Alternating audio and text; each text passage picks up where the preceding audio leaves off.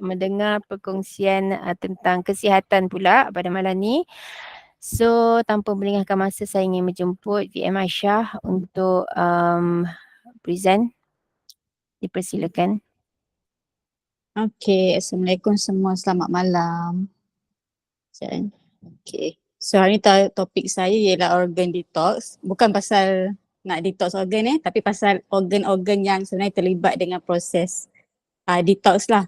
So malam ni saya akan menyentuh yang khususnya yang organ-organ yang terlibat dalam yang pembuangan ni, elimination. Okay, sebab organ detox ni banyak dalam badan kita, bukan banyak sangat, tapi malam ni saya nak sentuh yang lastnya, yang mengeluarkan daripada kita punya badan. So kita boleh juga sebut sebagai saluran elimination atau pembuangan. Okay, so hari ni saya kenapa kita nak kenal saluran ni? Supaya bila kita tahu saluran ni kat mana, yang mana satu yang terlibat, jadi insyaAllah bila kita macam makan produk ke apa, kita tahu organ-organ ni semua menjalankan kerja dengan baik ataupun tak. Sebab sebelum kita nak repair balik dalaman kita, nak heal balik kan, so kita punya kotoran semua yang kat dalam badan kita perlu keluar dulu. So kat mana dia nak keluar? So kat malam ni kita akan share supaya lebih jelas lah, sebab sebelum ni pernah je diorang tanya tak, kalau kita makan produk kenapa kena ada healing crisis? Tak nak healing crisis boleh tak? Okay, so kalau bila dah faham sikit tentang organ-organ yang terlibat dengan pembuang toksin ni, jadi mungkin lebih jelas kenapa healing crisis tu sebenarnya perlu. Okay, sebab dia bukan proses yang menarik kan. Okay, so yang first, apa yang terjadi kalau toksin, terutamanya bahan kumuh atau kotoran tak dikeluarkan daripada badan so apa yang jadi ialah dia akan serap balik.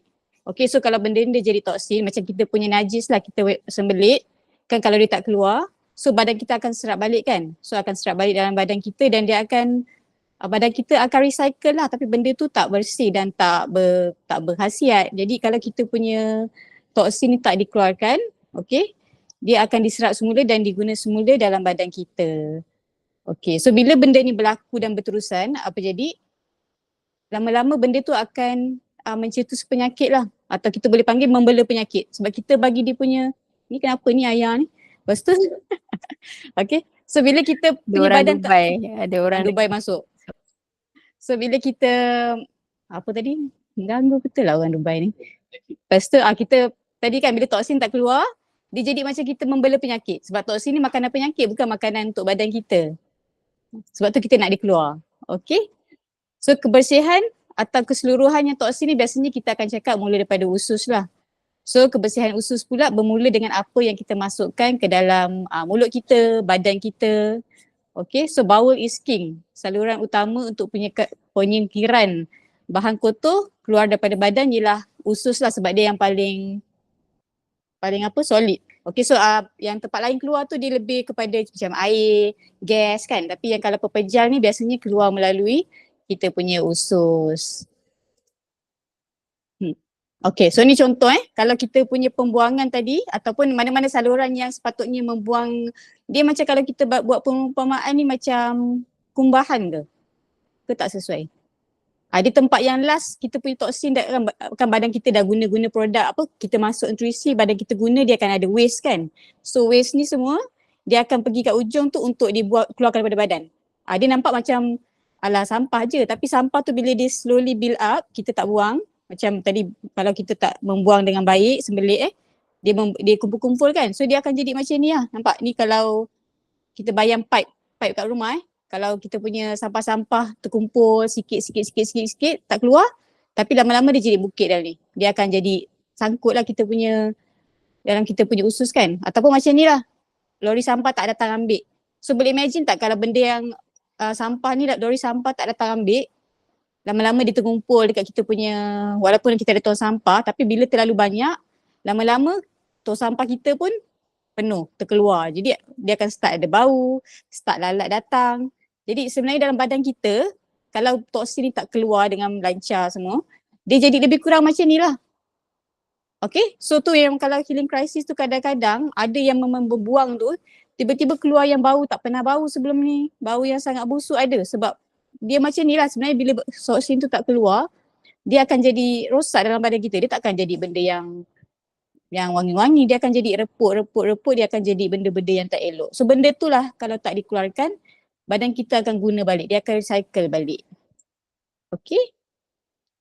So lambatkan toksin dan gaya hidup yang tidak sihat akan menyebabkan peningkatan radikal bebas. Okay, atau free radicals ni. So free radical ni sebenarnya dia benda yang normal dalam badan, tapi dalam kuantiti yang sederhana. Okay, so kalau badan kita macam tadi ada banyak toksin tu, apa jadi? Dia mencetus free radical ni jadi banyak. Dia macam beranak pinak. So bila banyak free radical ni, radikal bebas ni, dia saya suka panggil dia macam budak nakal. Okay, bayangkan radikal bebas ni dalam badan, dia lari-lari kan. Dia takkan duduk diam tau, lepas tu dia lari-lari ni, dia akan bawa kerosakan bila dia ada terlalu banyak. Okay, so bila rosak ni sebenarnya radang lah. So dia akan, contoh dia pergi satu tempat ni dia buat radang Lepas tu bila dia makin banyak, radang tu dia susah nak baik. Apa jadi dia akan jadi radang berpanjangan atau kita panggil oxidative stress. So okay, oxidative stress ni sebenarnya radang yang dia mula-mula free radical datang, buat radang. Lepas tu kita ada toksin tadi datang kan. Jadi dia buat free radical ni makin banyak.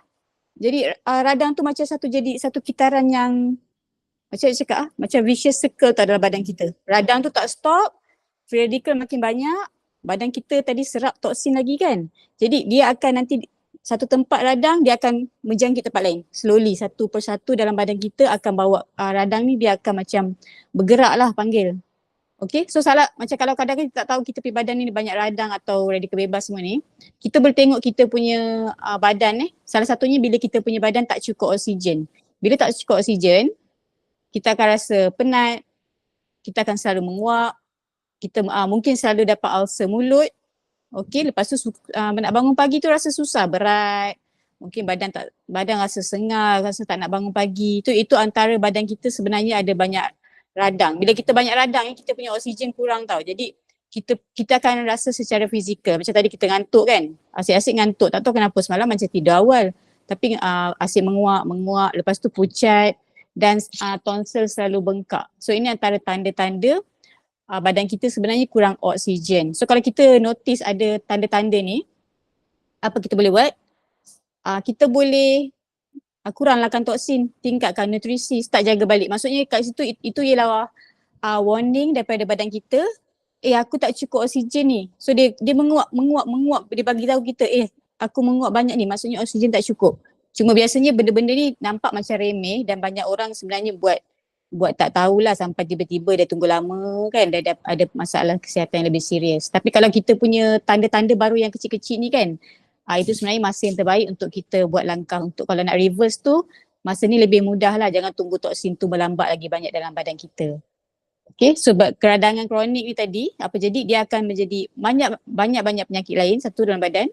Lepas tu dia kacau hormon, then dia takkan stop tau. Dia once kita ada radang ni, dan dia jadi radang kronik maksudnya dia berpanjangan dia takkan duduk satu tempat diam-diam, dan dia takkan macam dah rosakkan satu tempat dia akan duduk situ, tak. Dia akan macam budak-budak, dia akan lari, jadi budak nakal kan. Dia akan pergi next tempat, ni dah satu tempat dah rosak kan. Jom kita pergi tempat yang lain pula, rosakkan tempat lain pula, dia buat vandalisme dalam badan kita.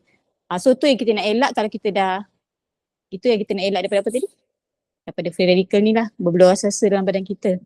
Okay, so ini contohnya nampak tak ni macam apple reput ni. So apple reput ni, itulah apa yang berlaku dalam badan kita bila kita ada banyak free radical yang tak terkawal. So di dalam kita sebenarnya mereput lah, atau ada yang bagi perumpamaan macam dalam kita sebenarnya jadi macam besi, nampak kukuh kat luar, tapi dalam kita berkarat. So nampak macam kuat. Tiba-tiba satu hari, kenapa sakit? Kenapa aku ada macam penyakit yang serius? Sebab kita sebenarnya kat dalam dah reput, kat dalam dah ada karat. Okay, itulah kerja free radical sebenarnya kalau kita tak kawal dia. Dia datang daripada mana? Daripada toksin tadi. So kalau kita biasa dengar pasal kita punya reversal chart tu kan, dia ada sebut pasal reversal process ni. Okay, so kalau kita nak reverse balik tadi yang radang-radang semua tu, free radical semua, kita kena patah balik di jalan sama yang penyakit terjadi. Okay, baru akan jadi penyembuhan. Kedua, dia berlaku daripada dalam ke luar. Dan ketiga, berlaku daripada atas ke bawah. Okay, ini maksudnya toksin tadi kena mula keluar daripada badan kita.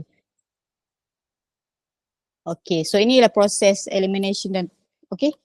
So kita nak fokus sebenarnya malam ni ialah tempat mana keluar So kalau kita tengok kat mana dia masuk, so toksin ni boleh masuk daripada paru-paru. So paru-paru ni apa yang kita masuk kat kita punya pernafasan lah. Maksudnya apa-apa yang berunsur gas termasuklah, bukan je asap satu lah, asap rokok. Lepas tu apa-apa wangian. Kan kita kadang suka spray, perfume semua kan. Semua ni kalau kita pilih produk yang menggunakan bahan-bahan ada kimia sintetik, okay, atau ada yang kan hari tu kita ada cerita pasal fragrance semua kan yang boleh kacau hormon tu. So benda-benda semua yang masuk kita punya pernafasan ni, so itu ialah toksin lah kalau kita boleh bau semua kan. Itu dia masuk ke badan kita. Then kulit, kalau apa-apa kita sapu kat kulit kita, apa kita pakai bedak ke krim ke apa, tapi kita tak tengok, maksudnya semua benda yang kita nak sentuh, kita nak bau, kita kena make sure selamat lah. Okay, lepas tu apa yang masuk dekat kita punya, macam biasa makan minum lah semua, dekat usus gastro usus. So semua yang kita makan ni, makan, bau, minum, dan apa kita bau, apa-apa yang masuk kat badan kita semua, dia akan lalu kita punya hati. Okay, so kalau kat dalam tu organ detox yang utama ialah hati lah sebenarnya. Okay, apa semua yang masuk kalau berunsur toksin, dia akan tapis kat hati kita. Sebab hati kita perlu make sure apa yang masuk kat darah pula bebas daripada toksin. Okay, so semakin kalau kita memang suka jenis bau yang apa spray-spray sintetik semua kan, hari-hari mesti bau-bau kan. Benda tu nampak macam tak ada benda, macam spray je. Tak nampak pun macam kita makan ke apa kan. Tapi kalau kita macam terlalu kerap atau memang apa suka sangat spray satu rumah, sini ada perfume lain, sana ada air freshener lain macam-macam bau kan. Lepas tu semua kimia yang sintetik yang merosakkan, sebenarnya semua akan bebankan hati kita slowly. Okay, sebab bila hati kita ni dia besar kan, tapi dia nak rasa sakit lambat. Tapi semua yang kita makan kalau ada unsur toksin, sebenarnya dia akan bebankan hati kita. Okay, so kita kena sebelum hati kita apa tadi? Okay, so hati kita akan detox. So lepas dia dah detox, semua tu dah masuk kat badan, so badan dah ambil nutrisi ke apa, dah pakai. Yang toksin-toksin tu patutnya keluar balik lah sebagai bahan pembuangan. Okay, so inilah tempat-tempat dia yang kita nak cakap pasal detox tu. Okay, dia akan keluar balik. Tadi kalau udara tu dah kotor semua dah masuk, dia akan round satu badan semua, dia akan keluar balik dekat kita punya hembusan lah patutnya. Dan kulit pun kalau dia keluar lah. Okay, dan bawah pinggang, pembuangan air kecil, dan juga usus besar ialah tadilah yang keluar solid lah, najis. Tapi benda ni hanya akan berlaku dengan lancar kalau kita punya hati bersih satu. Okay, so kalau hati kita tak bersih sebenarnya, satu dia tak dapat detox dengan betul. Jadi sebenarnya toksin tu nanti akan berlambak balik dalam kita punya darah tau. Kalau hati tak bersih, toksin-toksin yang masuk semua, dia tak dapat tapis dengan betul. Jadi apa berlaku sebenarnya, lambakan toksin tu dia akan masuk balik dekat dalam darah. Okay, kalau hati bersih dia akan detox, make sure bersih. Dan apa yang patut keluar akan keluar lah. Tapi kalau hati kita dah jadi mula rosak tadi toksin tu sebenarnya dia tak dapat tapis dan akan masuk balik dalam darah. Jadi patutnya dia tapis. Tapi dia tak tapis, dia akan masuk dalam darah. Jadi yang dia akan sangkut dekat tempat toksin ni kan, kalau dia tak dalam badan kita, dia akan pergi kat tempat yang paling lemah. Okay, so mana tempat yang organ kita paling lemah, toksin tu akan berkumpul kat situ. So lama-lama nanti satu area akan start rosak. Satu organ akan start rosak. So maksudnya tempat tu paling lemah. Toksin yang tak dapat keluar, yang hati tak dapat tapis ni, dia akan berkumpul dekat tempat yang paling lemah dalam badan kita. Okay, so sebab tu kalau kita nak make sure semua yang organ-organ pembuangan ni boleh membuang dengan betul, boleh membuang air dengan betul, kulit kita kan peluh semua kan, kena make sure keluar kan. Yang first sebenarnya memang hati yang kena bersih. Okay, kalau tak toksin tu sebenarnya dah merayap lah dalam badan kita, dia tak dapat dicuci dengan baik. Okay, so selain tu organ sokongan kalau detox ni ialah kita punya hempedu, usus kecil dan juga sistem limfa. Ni semua ialah yang terlibat dalam badan kita lah untuk detox kita punya apa-apa yang masuk kan. So semua dia berkait satu sama lain. Dia tak ada yang macam hati buat kerja tak ada siapa tolong, tak ada. Dia tak ada kerja seorang-seorang dalam badan kita. Semua dia ada teamwork. Jadi sebab tu macam kalau kita cakap pasal reversal ni, kita cakap pasal satu badan. Kita tak cakap pasal satu-satu organ. Sebab tak ada organ yang bekerja dalam badan kita, dia tak ada kerja seseorang. Tak ada. Dia bukan macam orang-orang yang acah-acah introvert kan. So badan kita tak ada macam tu. Dia memang kena teamwork. Kalau tak, kalau ada satu organ jadi problem, kejap lagi dia akan melarat ke organ lain sebab dia semua berkait. Macam perut kita ada berkait dengan hati, perut kita ada berkait dengan immune system, usus kita ada berkait dengan kita punya mental semua kan. So dia tak ada macam tak kawan tak ada. Memang kalau kita ada satu isu kesihatan, kalau kita tak orang kata tak uruskan sekarang, kejap lagi dia akan jadi masalah lain. Dia akan jadi, dia macam dominoes effect. Dia tak ada macam satu je rosak sampai bila-bila, tak ada. Okay, dia akan jadi, kejap lagi akan jadi benda lain. Kejap lagi dia akan jadi benda lain. So kalau kita dah perasan macam tanda yang kurang oksigen tadi pun dah cukup lah untuk kita kalau kita nak repair badan kita, repair lah cepat-cepat. Jangan tunggu sampai dah sakit yang melarat sangat. Okay, so next. Okay, ni tadi yang tadi kita cakap lah 4 saluran yang untuk elimination tu kan, untuk keluarkan apa bahan-bahan tu kan. Saya besarkan sikit. Nampak tak? Okay, so satu pernafasan tadi pernafasan yang lancar. Okay, ini maksudnya kalau dia sihat kalau dia sihat kita punya pernafasan patutnya lancar tanpa halangan. So apa yang menghalang pernafasan? Kalau kita tengok kita bernafas kat sini kan, hidung kalau kita ada resdung so biasa kat resdung dia ada inflamasi kat dalam saluran ni dan kadang-kadang ada lendir. Jadi apa jadi sebenarnya kita punya pernafasan dah tersangkut kat situ. Jadi mungkin oksigen masuk tak cukup. Okay, masuk kat situ ada something blocking. Oksigen masuk mungkin masuknya sikit. Jadi tak tahu badan kita sebenarnya cukup oksigen ke tak. So sebenarnya nampak je hidung ni macam dua lubang yang tak tahulah apa fungsi kan. Tapi sebenarnya kalau kita ada resdung tu pun dia dah kacau kita punya oksigen. Sebab lendir radang tu kan. So kita tak boleh masuk betul-betul sampai kita punya paru-paru. So kita boleh tengok lah kalau kita selalu bersin ataupun tiba-tiba nak macam hidung gatal-gatal kan, mungkin kita ada something wrong lah dekat kawasan resdung ni. So kalau resdung ni ada isu, mungkin oksigen yang kita sedut tak masuk betul-betul banyak dalam kita punya paru-paru. Jika kat situ maksudnya dah satu level kita punya oksigen dah kurang lah masuk dalam badan kita. Okay, tugas pernafasan ni yang utama dia ialah serap oksigen, keluarkan karbon dioksida kan. So kalau dia bermasalah, mungkin proses tu sebenarnya terganggu. Jadi kat situ satu tempat yang elimination tadi dah kacau sebenarnya. Okay, perasan tak kalau kita tak pernah fikirkan tentang kita punya lubang hidung tu lah. Okay, kedua kulit Kulit ni pula berpeluh. Okay, so ada orang, siapa yang orang tu? Dia tak berpeluh dia suka. Saya kot dulu. Okay, dulu saya kan susah berpeluh tau. Tapi kita ingat macam okey lah organ peluh kita relax lah, tak peluh kan, tak panas, tak basah. Tapi sebenarnya tu bukan benda yang bagus sebab peluh ni sebenarnya badan kita dia dapat buang toksin tau. Okay, kan ada lian-lian aroma kan. Okay, macam kita gerak-gerak so dia keluar. So okay, untuk kita punya sistem limfatik semua nak berjalan sihat, dia kena peluh sebenarnya. Okay, sebab Tuhan dah buat tempat kulit kita ni untuk keluar peluh. Kalau tak peluh tu memang ada benda tak kena lah. So bila kita tak peluh atau susah nak peluh sebenarnya, ada benda tak keluar daripada badan kita. So benda tu akan jadi toksin. Nampak tak? Kalau benda tu yang patutnya keluar masuk ni tak boleh keluar, dia akan duduk dalam badan, dia akan jadi lama-lama dia jadi racun lah sebab dia sebenarnya patutnya keluar. Okay, kalau kita tak boleh peluh, contoh ada orang kata kadang pakai deodorant yang kuat tak peluh tapi sebenarnya maksudnya dia block kita punya kelenjar tau. Jadi bila kita pakai bertahun-tahun produk yang macam tak kasih peluh, jadi peluh kita tu duduk mana? Contoh kita pakai dia tak kasih peluh. Tapi peluh tu nak keluar, dia nak buang toksin. Tapi bila kita tak peluh, benda tu duduk dalam badan kita. So maybe lama-lama kita punya kelenjar start bengkak ke apa. So itu tanda-tanda toksin dah start berkumpul lah, dia tak dapat keluar kan. So benda tu boleh jadi racun lah. So nanti boleh check lah kita boleh berpeluh tak. Okay. Ada orang memang tak boleh peluh, dia gerak-gerak pun tak peluh kan. So kulit ni selain berpeluh tadi, kerja dia juga untuk halang mikroorganisma daripada masuk kita punya kulit. Dia sebenarnya barrier macam pertahanan jugalah daripada luar.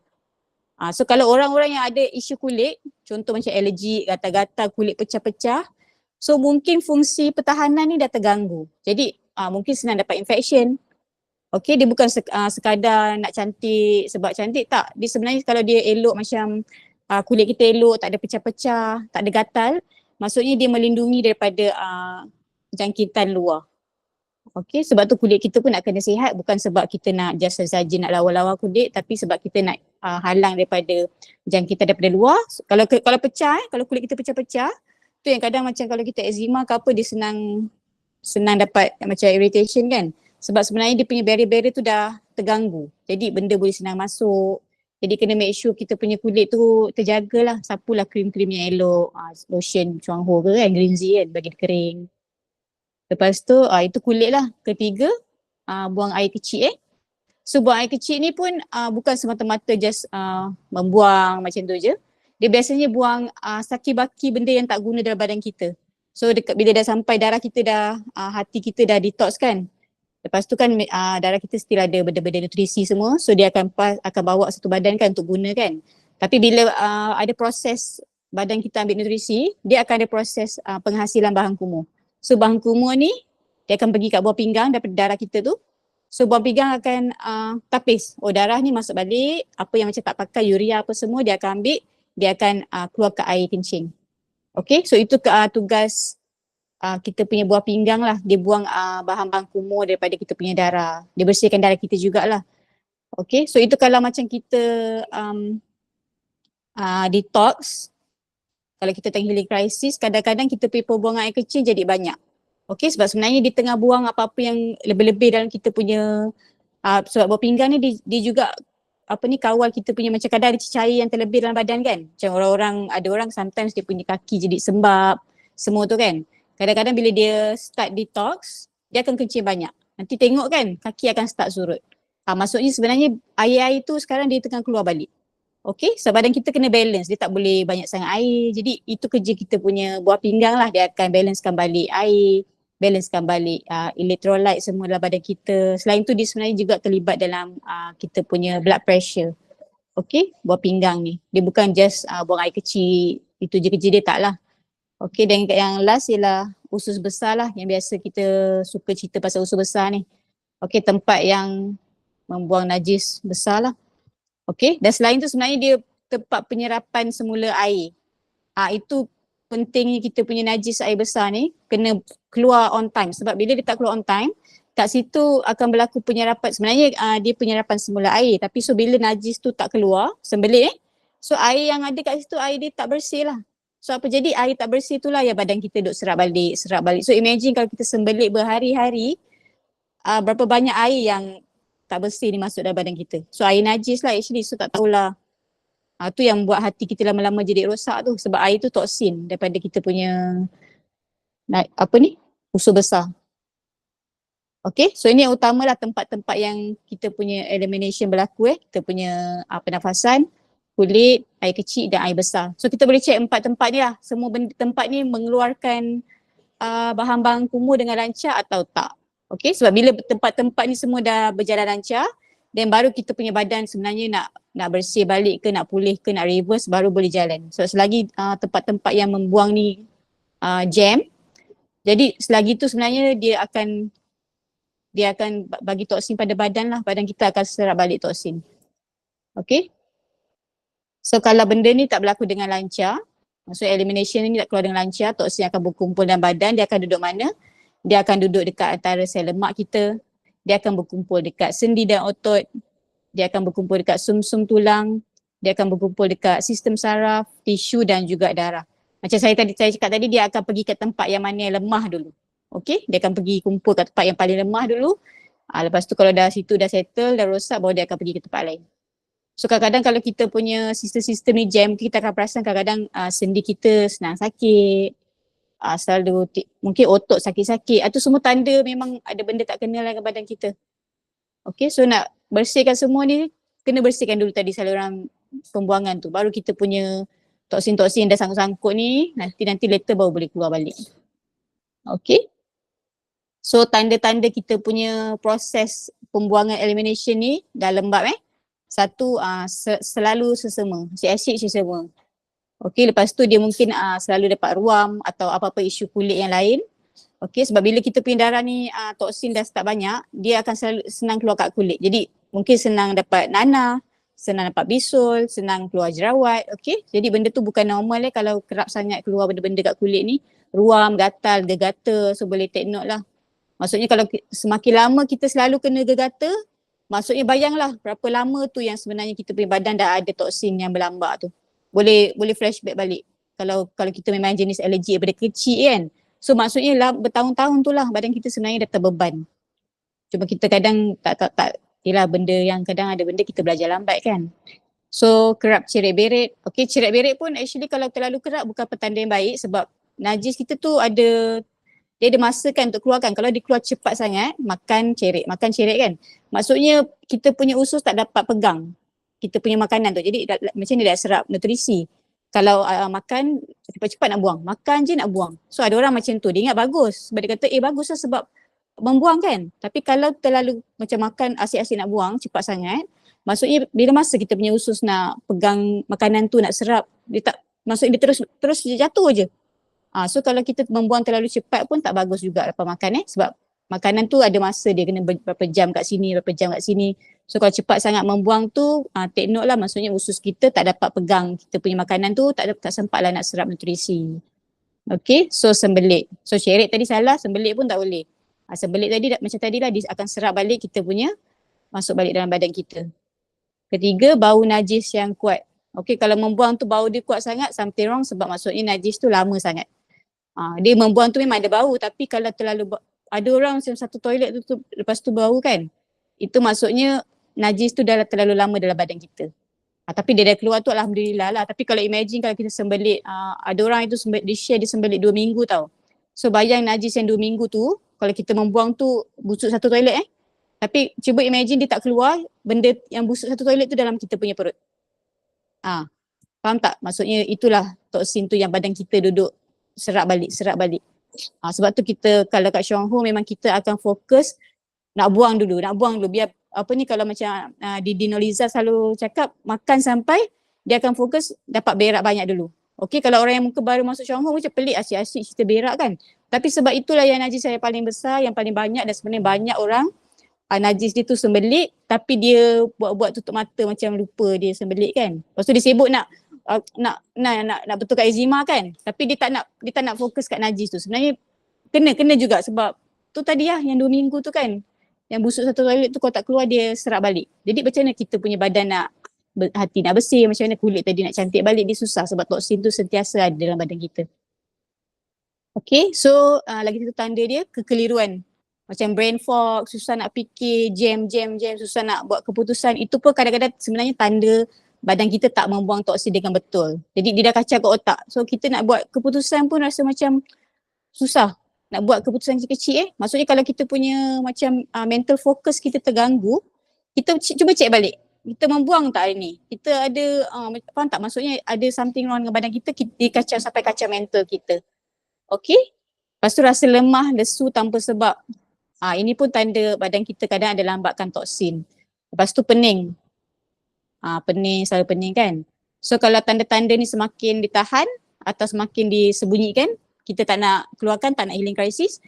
Jadi benda tu hanya akan duduk dalam badan kita dan sebenarnya dia akan menjadi teruk. Dia akan menjadi makin teruk. Dia tak akan, jadi penyakit kita akan susah untuk reverse. Sebab selagi ada toksin tu, selagi kita tak urus pembuangan tu, sebenarnya badan kita dia akan susah nak baik. Sebab dia hanya kerja dia masih menyerap toksin. Okay? Itu belum masuk yang kita masuk toksin baru. Ini baru cakap toksin yang tadi yang sangkut daripada tahun kita sekolah 1998 dulu kan. So kita kena tengok balik kalau nak baik, nak sihat, nak reverse, saluran ni semua kena make sure clear dulu. Okay, dah toksin dah keluar, tak ada toksin masuk, dan barulah badan kita boleh guna nutrisi yang kita masukkan tu. Baru dia boleh serap, okay, untuk pulih, untuk reverse balik. Okay. Masa saya dah tamat ke? Dah. Okay lah. Dah bye ya. Terjibut je.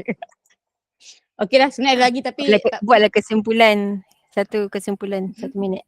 Kesimpulan kesimpulan dia kalau nak baik lah, kalau nak sihat yang maksudnya kita nak sihat, kita mulakan daripada tu. Biasanya kita akan cek balik daripada kita punya pembuangan dan kita punya make sure tadi saluran-saluran yang macam buang air kecil, peluh kita dan pernafasan kita semua clear. Okay, dan bila kita masuk nutrisi tu insyaAllah badan kita dapat gunalah. Tapi biasa kita akan memang kalau tanya apply masing-masing, mesti dia akan suruh betulkan perut dulu. Pulihkan perut dulu sebab situ sebenarnya tempat yang nak guna nutrisi yang kalau kita makan linzi semua kan. Perut kita nak serap kan. Nak make sure kita punya jari-jari kat usus kecil tu functioning well semua kan. Jadi kita start pada perut, uruskan sembelit, then pulihkan radang-radang, balancekan balik gut bakteria, dia masuk nutrisi. So insyaAllah lah. InsyaAllah nanti apa, bolehlah reverse. Ambil masa sikit, bagi masa Okay, itu je. Selamat malam. Okay, terima Tiba. kasih Fia Masya. Okay, so